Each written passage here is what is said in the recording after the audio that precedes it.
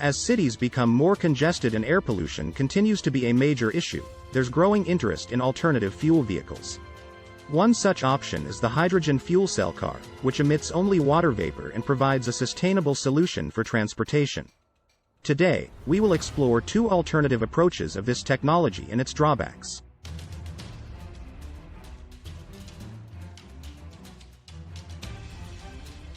Let's first understand the basics of hydrogen. Hydrogen is the smallest and lightest element. It is the most common element in the universe. Hydrogen powers the sun and all the stars in the universe. The sun uses nuclear fusion to release massive amounts of energy. But in a fuel cell, hydrogen reacts with oxygen from the air to release an electron, which in turn produces electricity. Hydrogen gas is very combustible. With its very small size, it can easily escape from a containment which is made up of bigger elements than hydrogen. Storing hydrogen therefore requires very strong and special materials, under an extremely high pressures. This means that it is very rare to find a natural hydrogen source on Earth. It has to be produced industrially to be usable in a meaningful scale.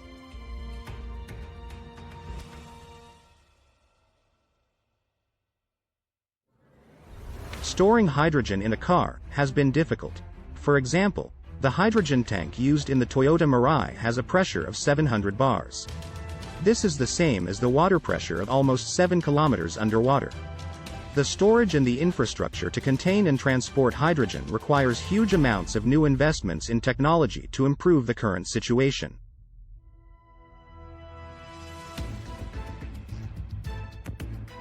In 2016, Nissan releases its E-Bio fuel cell pilot concept. This was an interesting early approach to answer some of the problems of hydrogen production and storage. The system is fueled by ethanol or a mix of ethanol and water. This solves the storage and transportation of hydrogen, as ethanol can use the existing gasoline infrastructures.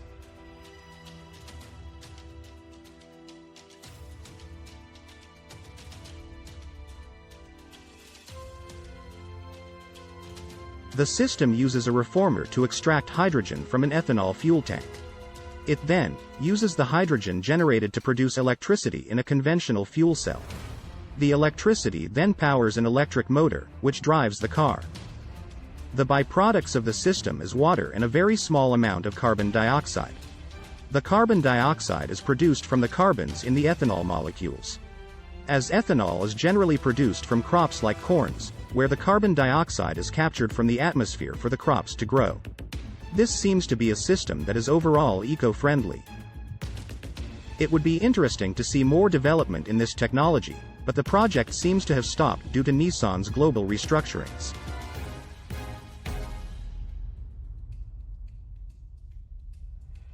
Toyota, another automotive giant, has launched its hydrogen fuel cell concept.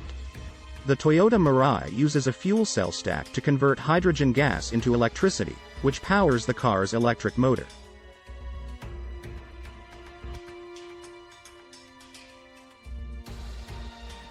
Hydrogen gas is stored in high-pressure tanks, which can be refueled in a matter of minutes. Hydrogen gas is directly used in the fuel cell stack. The electricity generated by the fuel cell stack powers an electric motor, which drives the car. This conventional design is where most of the R&D investments in the world is being spent. The only byproduct of this reaction is water vapor, which is emitted from the car's tailpipe. To refuel these cars, you need access to a hydrogen fueling station. While they are currently limited in number, efforts are underway to expand the infrastructure to support more fuel cell vehicles. As mentioned earlier, the storage and infrastructure of a hydrogen system requires a specialized one, meaning an overhaul of the infrastructure system. This is slowly developing, but should take many years to scale up the technology.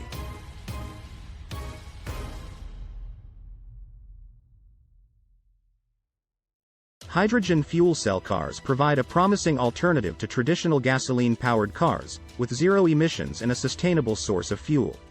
As more automakers invest in this technology, it's possible that we'll see more fuel cell cars on our roads in the near future.